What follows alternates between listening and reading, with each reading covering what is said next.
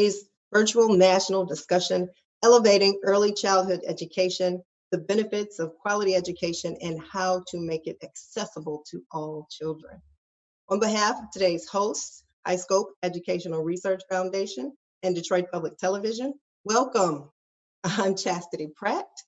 I'm an education reporter and fellow at the Nieman Foundation for Journalism at Harvard.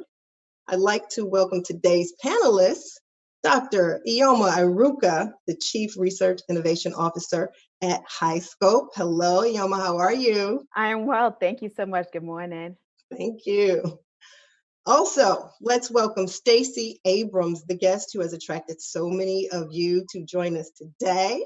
As you know, Stacey is the first Black woman to be a gubernatorial candidate for a major party and is the New York Times best-selling author of the book, Lead from the Outside, How to Build Your Future and Make Real Change. Stacey is going to talk about making real change and her experience with early childhood education policy, and only that topic. Hi, Stacey. How are you? I'm well, thank you. Wonderful. Today, we're going to talk about and focus on how important high-quality early childhood education is for U.S. economic prosperity and what policymakers can do to create a cohesive education system for all young children. In particular, Iheoma and Stacey will discuss how citizens can engage with local and federal policymakers to address adequate compensation for early childhood professionals and what needs to happen to provide equitable access for young children from underserved, low-income, and ethnic minority families and communities. But before we get into the discussion, Iheoma, for those people in our audience who might not be familiar with HighScope Educational Research Foundation, can you please first talk about HighScope and how it became a revered expert in the field of early childhood education? Absolutely. Thank you so much, Chastity. So I joined HighScope about 3 years ago, largely because of their groundbreaking para-preschool project, which was led by HighScope's founder, Dr. David Weichert, and the first Black principal in Michigan, Eugene Beatty. 50 years ago, the Perry Project helped to change the trajectory of early child education. And I, along with my HighScope colleagues and many partners, plan to build upon this work through innovative research initiatives to ensure that all children are provided with the best start in life. This is why our conversation today is so important. HighScope is really committed to ensuring that early child education receives adequate attention and funding from policymakers. HighScope's research, along with many other studies and interventions, have proven that high quality early education and high quality early learning experiences improves a child's chances for school and life success. And that the positive impact of high quality early learning experiences goes beyond the child, but also extends to the future generations and communities that they are part of. I'd like to really thank Chastity, Detroit Public Television, and Stacey Abrams for helping us shine a spotlight on the importance of early child education. And of course, for your flexibility to have our conversation virtually. Each year, HighScope hosts a conference where over 1,000 early child educators and leaders from across the globe gather together to learn from each other the best ways to engage young learners in education. However, this year, due to the COVID virus pandemic, we are unable to host our conference where Stacey Abrams was scheduled to be our keynote speaker. So I'm really, really thrilled and glad that you're both well and able to join us today. I want to really link our conversation to the current COVID-19 pandemic, focus on early care education. The COVID-19 pandemic has made visible the importance and essential role early care education and education writ large has for our economy, our community, families, and the children that we serve. COVID-19 has greatly impacted childcare with the potential loss of almost 50% of childcare providers if this is not attended to. Even before the pandemic, childcare programs were operating on a razor-thin margin, and many of our early childhood workforce were earning such low wages with no benefits that nearly half of them were eligible for public assistance. Does this conversation with Stacey Abrams and being moderated by Chastity Pratt is timely. So thank you. Thank you, Iheoma. And I would challenge all of our audience to look up the Perry School project. It was really groundbreaking in understanding the impact of preschool on people's long-term health and prosperity. So, okay, ladies, let's get into it.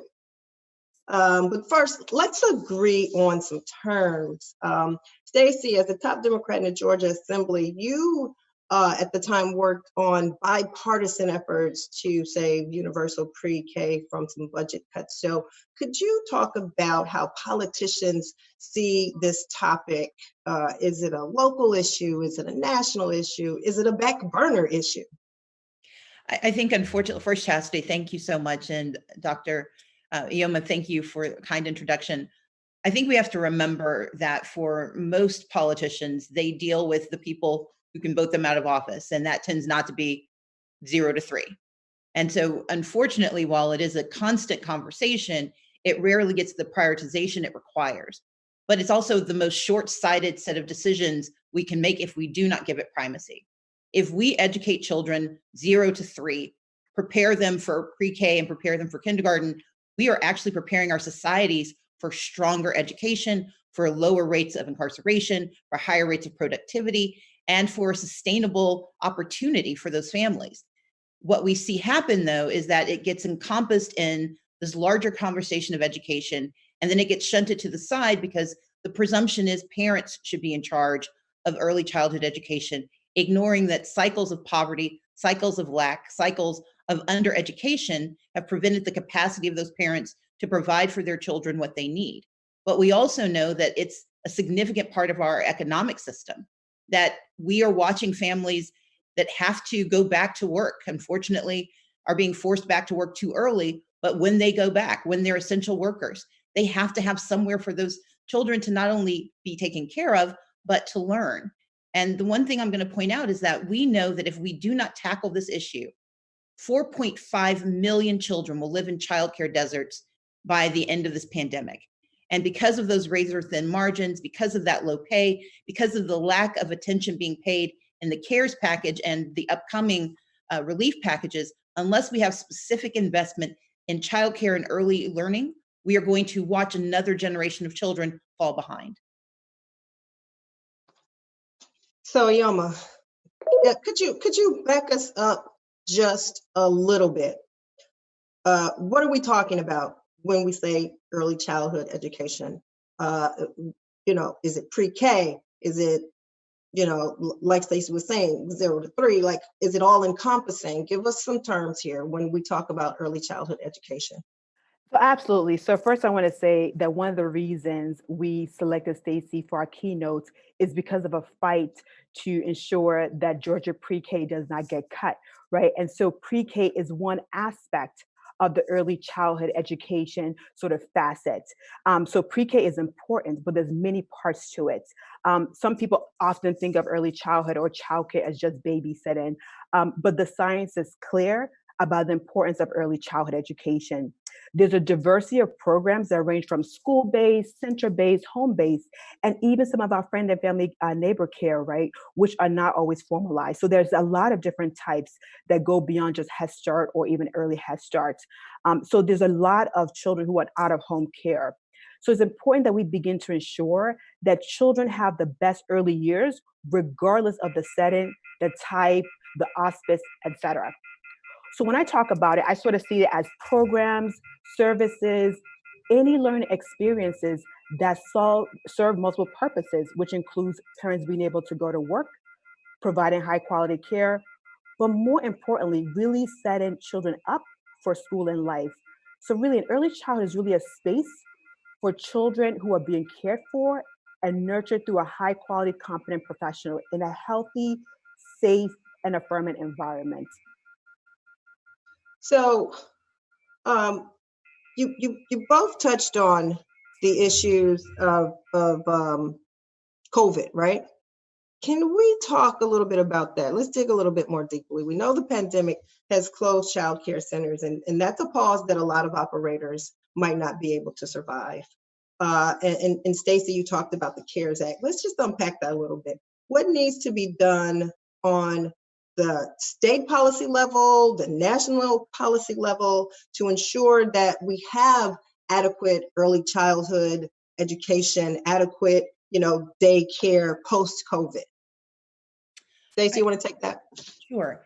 And I think we have to start with the current pandemic and move into recovery. Yes. Because one of the challenges we have is we tend to skip over the immediacy of need, and that then allows us to ignore the long-term responsibility. And so if we start with the investment that needs to be made right now, the National Women's Center estimates that there should be about $50 billion put in place for the childcare space. And as Iheoma pointed out, that means in-home workers. Those are the folks who, we used to go to Miss Carter's house. That was our childcare. And she made sure that we read, that we learned. We need to make certain that those thin margins that those childcare providers are operating with are not going to lead to their decimation. And unfortunately, we know that those slots are going to disappear if they are not invested in during this process. A lot of those families, a lot of those providers aren't currently eligible for the Paycheck Protection Act. And so they're not getting the resources they need. We need to also make certain that those workers have access to health insurance. Those teachers, those pre-K teachers, those K through 12 teachers get the most attention, but we need to pay attention to the underpaid educators who are usually childcare workers and are pre-K teachers, that they have health insurance and they get subsidized payments. And to the point that you made, Chastity, we know a number of them are also on public benefits. They are taking advantage of our social safety net. Their income should not count against their safety net benefits. The second part is that we have to have federal responsibility, but local implementation. And that's, I think, the other challenge. There's this notion that if we cede it to the federal government, they will fix it for everyone, which isn't true. But they can set standards and they can provide the resources. But on the state and local levels, we need to make certain that we're meeting people at the point of their needs. We know that in rural communities, we already have childcare deserts, where Head Start is the single most effective program, but it's also the single largest provider of any childcare oversight for 0 to 5. So we need to make certain that those investments are made and that those frontline workers who traditionally are still at work, that they are given the personal protective equipment that they need, and that they are being given the supports they need. Long term, we need to plus up salaries. There should not be low wage workers taking care of our most precious people. They should not be having to struggle to reach their own basic necessities while they take care of our children, while they educate the next generation. And so they should be plussed up in terms of making sure that their wages are not just minimum wage, but living wage. They need to have access to health insurance, and they need access to housing, because often what creates childcare deserts is that those who can provide those services can't afford to live in the communities where the services are needed.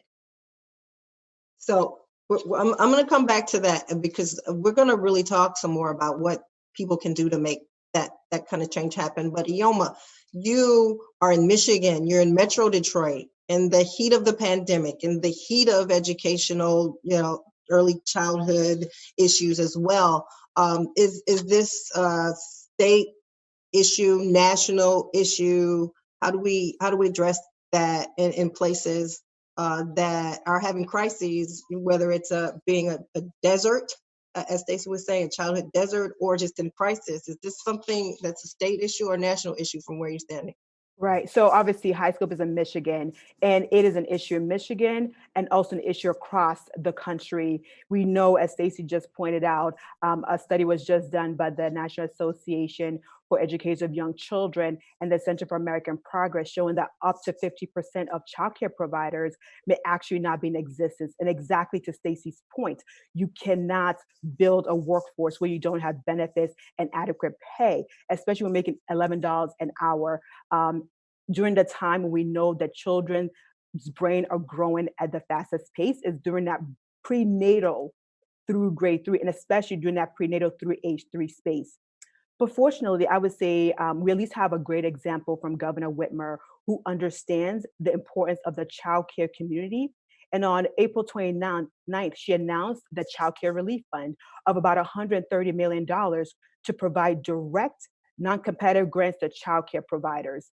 And these funds ensure childcare providers currently serving in essential workers remain open. that childcare providers can stay afloat during the stay-at-home order, that childcare is actually more affordable for families as our economy begins to open. And childcare providers across the state, from rural to urban and in between, have the resources needed to reopen for Michigan's workforce. Even with this investment, we already know, as Stacey just articulated, that we need probably $9.6 billion a month, right? And we know that the CARES Act won't cover that. And we need to really see the lack of childcare and early education as a public health emergency, right? Many children won't get the services and programs that they need to support their health and well-being. And we know this is likely to impact the poor and marginalized communities. We need to really provide adequate funding, support, and really pay our workforce, our essential workforce, as they have been deemed across the country during this pandemic, especially when we understand the importance of the first 3 years of life with brain development and so much more. So one more time, what was the name of that that legislation that Governor Whitmer signed and that other governors might consider doing the same? Absolutely. It is called the Child Care Relief Fund, and it was announced on April 29th. Gotcha. Wonderful. So what do we do? What do we do beyond increasing awareness? What actions can parents and educators, community activists take to advocate for this kind of increase in funding so that we can have better quality early childhood education? Stacey, what can regular folk do? Number one, they can complete the census. And I know that seems like a small thing, but the hardest to count communities are people of color, immigrants, rural communities, and children between the ages of 0 and 5. The reason this matters is that we use those numbers to predict investment in Head Start, in SNAP benefits, in our entire infrastructure. It's predicted based on the numbers today. And so we extrapolate as a nation from what we have today to what we need in 10 years. What that means is that if children are undercounted, the resources they need will never show up, but that also hamstrings the children to come. And we end up without enough slots, without enough investment, without sufficient subsidies. And unless we have governors like Governor Whitmer, we end up without the ability to actually immediately respond to crises. The second, so number one, fill out your census. Go to my2020census.gov, fill out your census, do it immediately. Because that number not only controls the economic investment, and I'm going to put one quick fine point on it, for communities of color, the expected undercount, so the number of people they don't think they're going to get to, will cost our communities $8.2 billion every year. That underinvestment compounds. So every year you don't get what you need is a year where you fall further and further behind, and this lasts for a decade. And we've got to understand this is what happened to us 10 years ago, which is why we're in the position we're in now. So fill out the census. That's number one, because it also allocates political power. This is an election year, and the best time to advocate for what we need is when people need our votes. The work that I'm doing, not only with Fair Count, which is my organization working on the census, but Fair Fight, which is working on voting rights, is about the fact that we have the ability to transform the policies that will guide us through recovery. But that only happens if we show up at the polls. And what's going to happen is in this election cycle, we're going to see a lot of different types of campaigning, but those who need to advocate, those parents who are facing losing their jobs because they can't afford to go to work and take care of their kids, they need to be asking the question of every person who wants their vote, what are you going to do to help me? You want to demand that there be subsidies, that the low pay that childcare workers receive be increased, but also that it becomes a national policy that childcare is an essential provision of services. Because when the economy reopens, when people go back to work, if we do not have the ability to protect our children, families are going to be forced to make terrible choices. So make sure you're registered to vote and make sure you hold your elected leaders accountable. And if they're not responsive, fire them. That's what an election is. It's about hiring and firing the leaders of our cities, our counties, our states, and our federal government. We have that power in 2020 in ways we will not see for another 4 years. And so use that power now, because they're a captive audience and you deserve to be heard. Let's vote. Iheoma, what do you say? I can do better than that. what do regular folks do? I know you hear from parents and teachers all the time in the educational community who are frustrated. What do you tell them? What do they need to do? Well, I definitely tell them Stacey's line, you must vote and complete the census. But in addition to that, I would say that they have to lean in and engage in the conversation, whether you're even a parent or a non-parent, that whatever decisions we make about our young children, who are investments in the future, is going to impact your life as an adult, as an aging citizen, et cetera. And so it's actually leaning in and in that conversation and advocating in many ways, even for those of us who work multiple jobs, non-standard hours, being able to make phone calls, write letters, engage your neighbors. There's a lot that can be done when we actually collectively say, we are in this for our children. We also need it for us to work, right? It serves, again, childcare, early childhood serves multiple purposes. Childcare providers are businesses, so they are an important fabric of our community. Childcare is important for us to be able to work and do all the things that we want to do. And childcare and early childhood learning experiences are critically important for our children. So to me, we have to lean in. And I think ordinary folks, whoever you are, me included, that we can do more by just leaning in, engaging that conversation, learning more, pushing our leaders elected to continue to say, if you care for us and our children and our communities, you must invest in our most important prized possession. As a mother of two kids, I have a 6 and a 3-year-old. When I put them in childcare early childhood programs, they are my investments. And so I expect our country to invest in our children because we know it gives back multiple folds on so many levels. Chastity, So, go Chastity, ahead. can I add one more thing? Yeah. And I just want to expand on what Iheoma said. I like to think of it in three things. One is speaking up. So often we struggle in silence. We don't tell our story because we're ashamed that we couldn't solve the problem ourselves.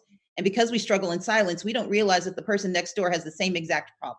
Mhm. So our first responsibility is to speak up, share your story, not only with the elected officials, but with your neighbors so that you and with your colleagues so that they understand that this doesn't just impact them or you, but it's a societal challenge. The second is show up. And in days when we actually got to go outside, I would say go to your capital, but in lieu thereof, call, text, email. It's exactly what Iheoma said.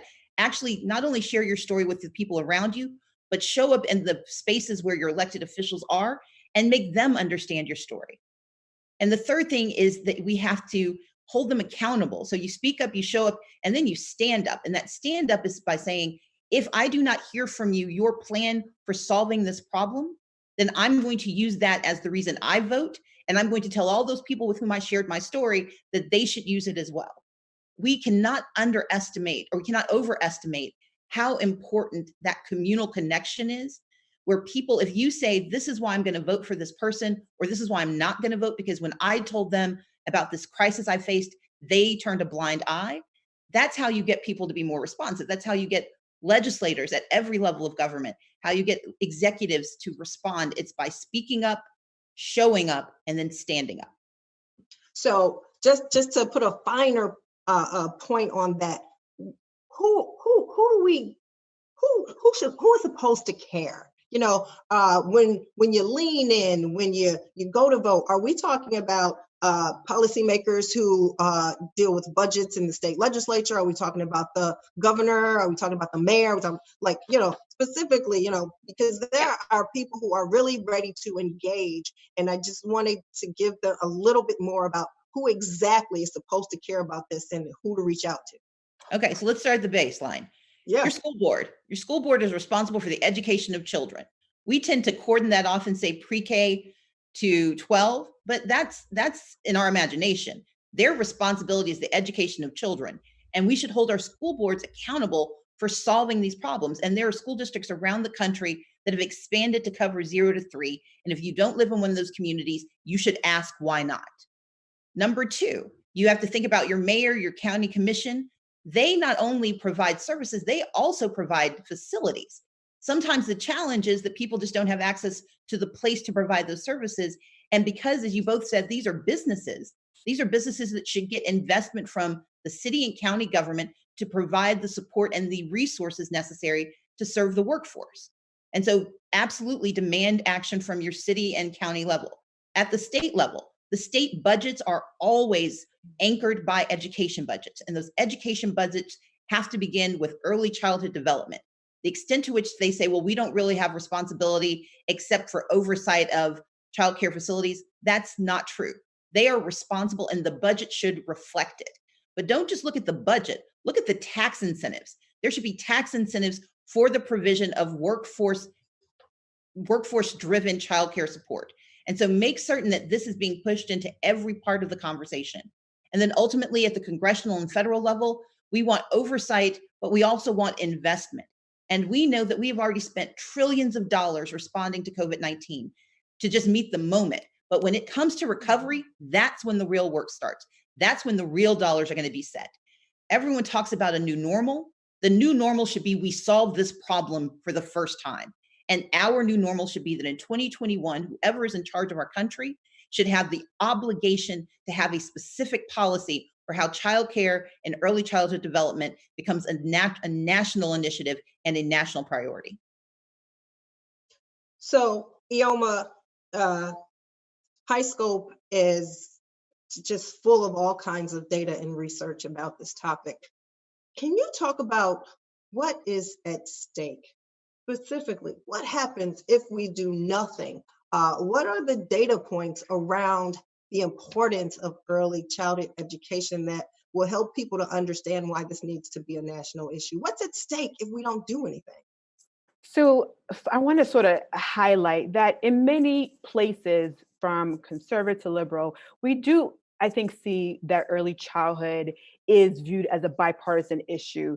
Now, how funding is dispersed and given out, that's where the rubber meets the road, right? So some people just think pre-K. And I think to Stacey's point, we have to really think of it as a life course that it starts prenatally, right? And then into birth and through that, right? So we have to think much more in this long-term sense of it.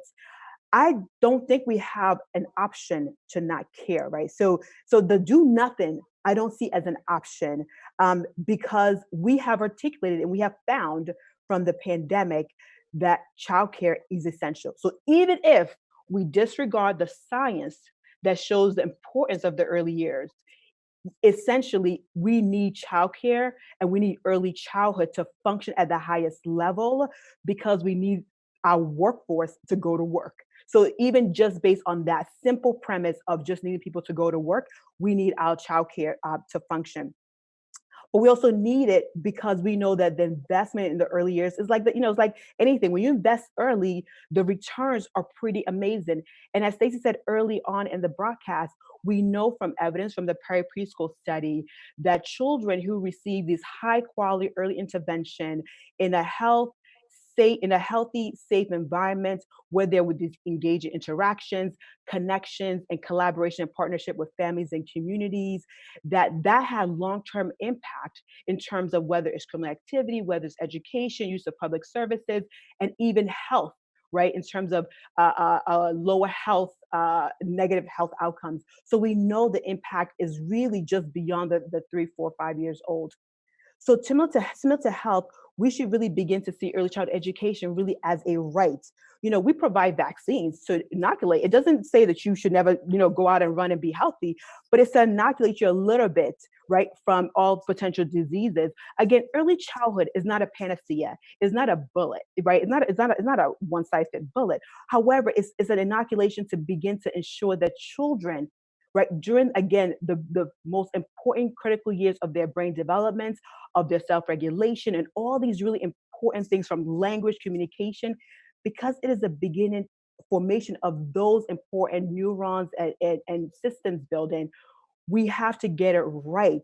Because if we don't do anything, we could probably understand what the ramifications could be for our economy, our communities, and most importantly, for our families.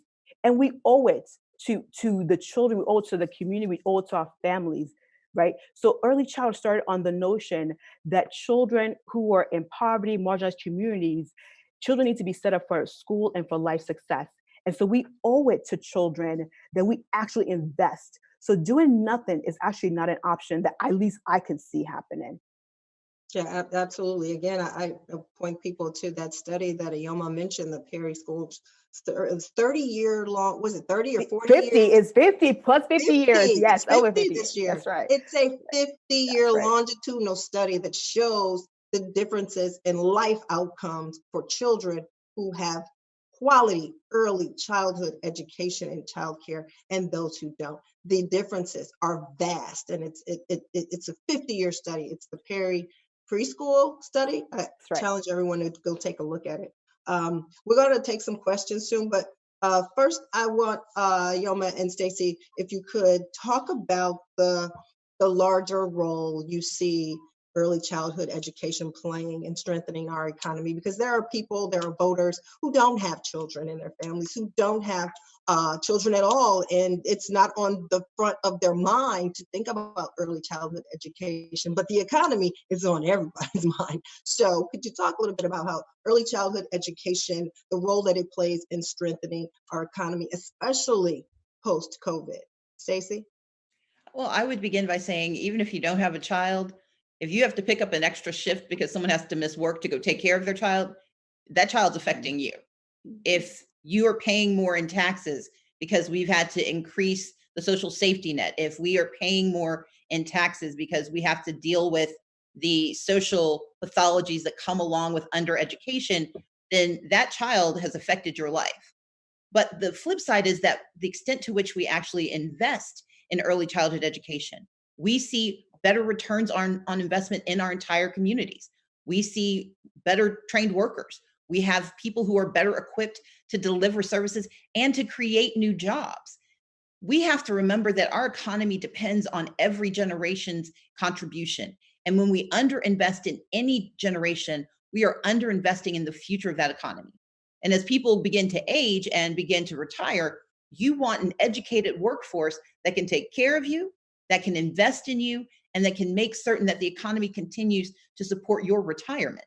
And so I think we have to not only think about the longitudinal study that is the Perry study, we have to think about the longitudinal connection that is our economy. We are always depending on the generation before and the generation after to determine our success in the moment.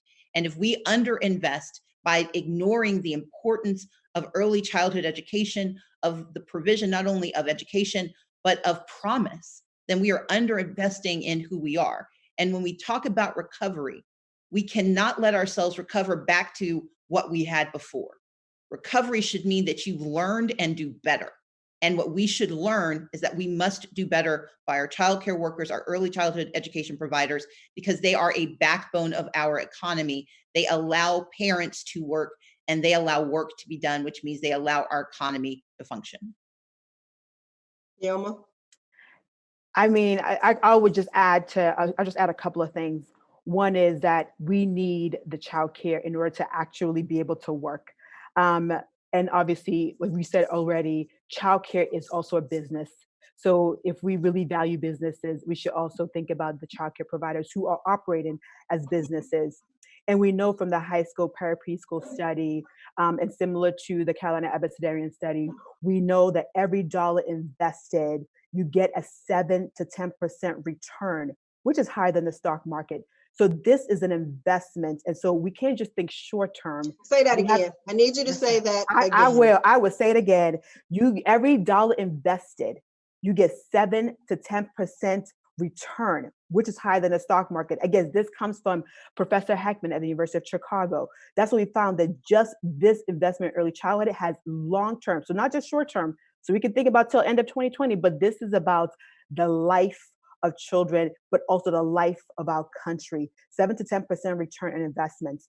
And we also know that early child experiences is predictive of children's later outcomes in education and in health, and really most important, becoming a contributing member of society, whether it's voting, whether it's working, whether it's being a policymaker.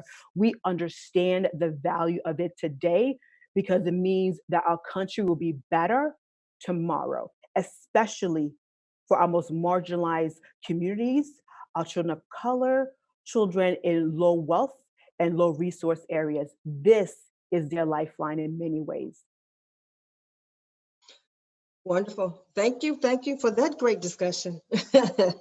I'm going to need you to impart a little bit more knowledge as we take some questions from our audience all across America. We have one really good question. This is from one of the viewers who says, one of my concerns about community-based early education is the highly variable level of training and skill of the community-based teachers and paraprofessionals. What are your thoughts on the skill and training level of early education professionals? You want to take that, Dr. Iruka? Sure.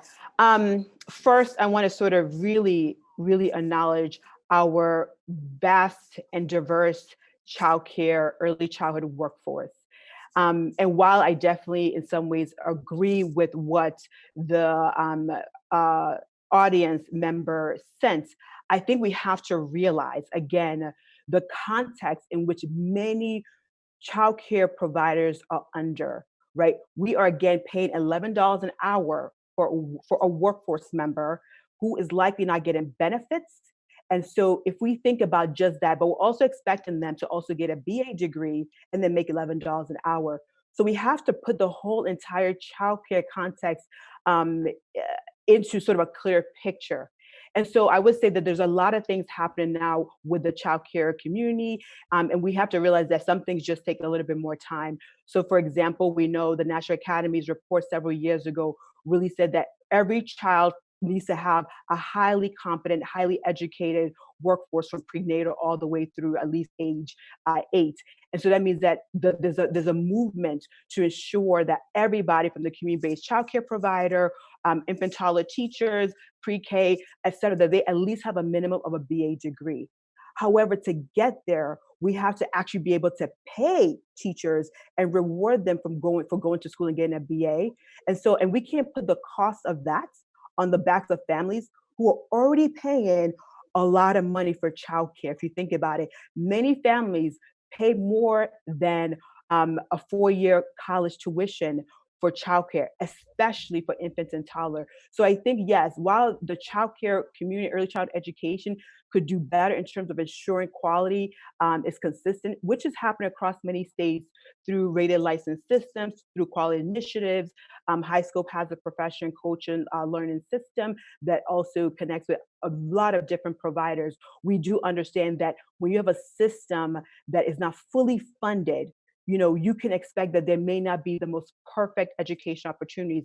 We want to also acknowledge that childcare providers, early child providers, are expected to do much more than they're paid to do. And so we can't criticize that much if we're not investing wholeheartedly in the educators themselves and also in their health and their well-being, because the best teachers are those who we take care of. The only piece I would add is that as a public policy measure, the responsibility should be for state and local and employer-based investment in childcare, particularly for our small home-based facilities.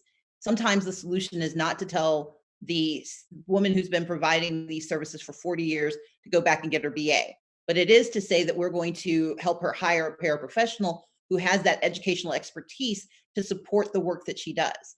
And so to Iheoma's point, we have to think about a way to meet the point of need now and build toward the best solution in the future. And that doesn't mean that we dismiss the need for quality education right now in home-based facilities, but that we solve the problem as we do for almost any other challenge we face. That's a public policy requirement. And that means that we have to recognize that parents cannot afford to subsidize childcare on their own. That means that there has to be state and federal investment in the provision of those services. It means that we also have to plus up, as I've said, we've got to raise wages, increase access to benefits, because we also have to start to attract new people into the profession. And they're not going to come if they don't believe that they can make a living or make a life doing this work. But we also have to meet people where they are. And that means understanding that in rural communities and communities that have mixed documentation status, that in places that have no public transportation, or in places where the entire community is basically bound to one area and they don't have the ability to travel outside or to get access to higher quality, that we have to build quality where we are meeting people at the point of their needs, and making the investment in those businesses that will also augment and improve the education of our communities. One more live question from our audience. People want to get involved. The question is, we know the research, short-term and long-term outcomes of high quality education, but how do we shift the early childhood education issue in this country to make it a priority? How do we make it a priority? I think, Stacey, maybe this goes to the point you made about voters making this the voting issue for themselves. When I ran for governor, I was the first candidate that we can find who actually made childcare and early childhood learning a focal point that was a standalone.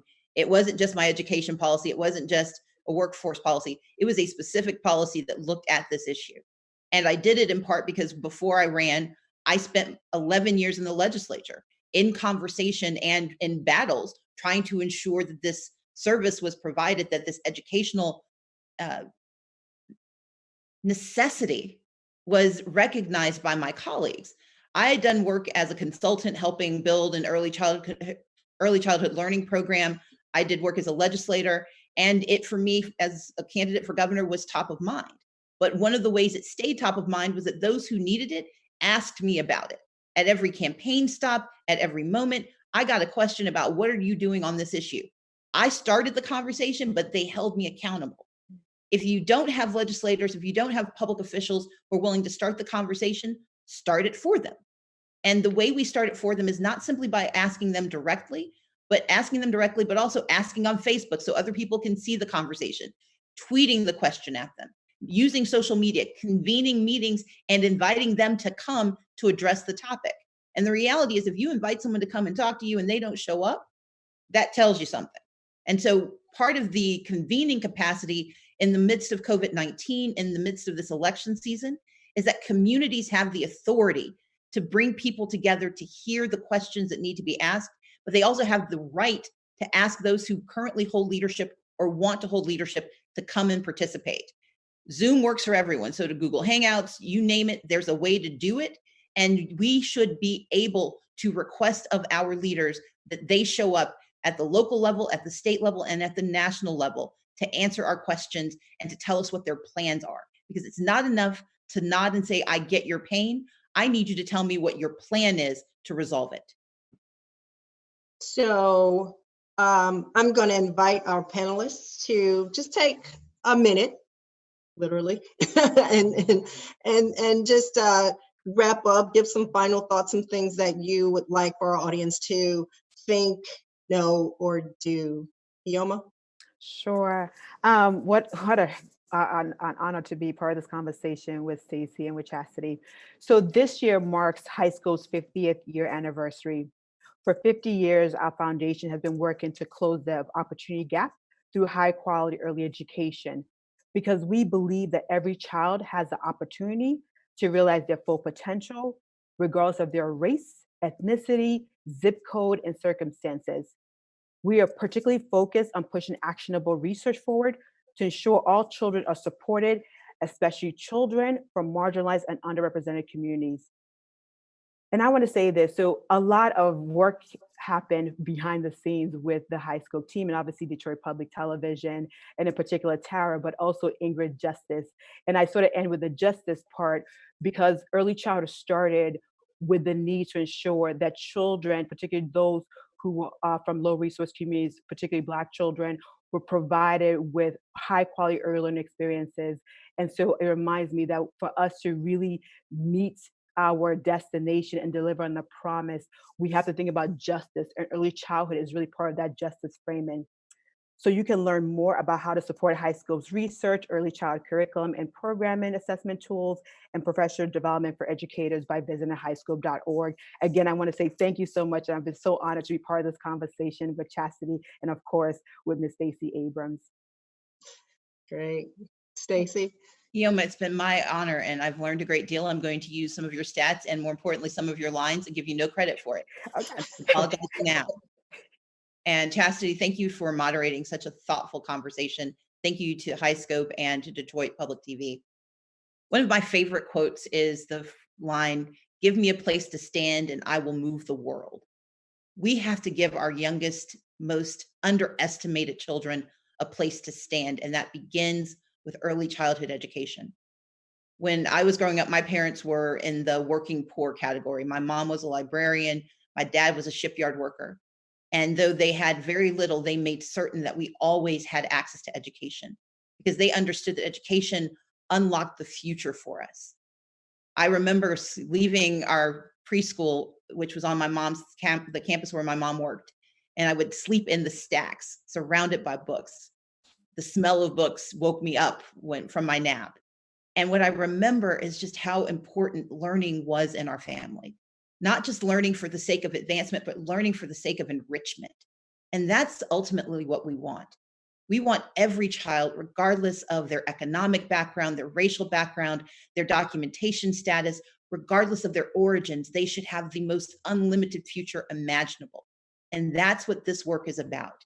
It's about saying that we believe, actually truly believe in our people from the moment they arrive. And that investment is made real when we invest in early childhood education, we invest in the people who provide it, and when we make certain that families can access it regardless of where they begin. If we do that together, if we use that as our impetus heading into this next conversation about recovery, then we stand a chance of building the America we've always dreamed of. And that's an America that works for all. Thank you all so much for having me. Well, whenever you talk about children, and especially our littlest ones, people get emotional and passionate. Thank you, Iheoma and Stacey, for your passion towards working towards solutions. So everyone, on behalf of HighScope and Detroit Public Television, thank you, everyone from across the country, for joining us. If you missed any part of today's conversation, you can watch it on onedetroit.org/HighScope. Please, everyone, continue to work to help all children and stay safe.